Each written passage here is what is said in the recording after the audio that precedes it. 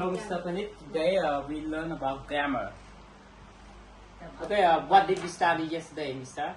We study about R and E. Okay, R and E. Okay, today we continue to study subject pronoun. How many subject pronoun are there?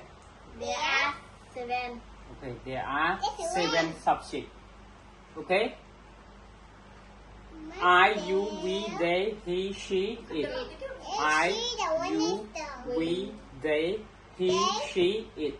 Okay, I, you with am.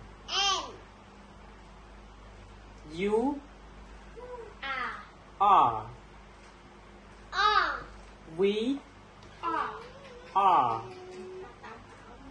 They are. And he is. She is. It is.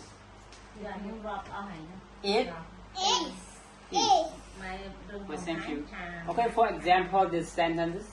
I am a teacher. I am teacher. Okay, this is sing yourself. Yes. Okay, thank you. Bye bye.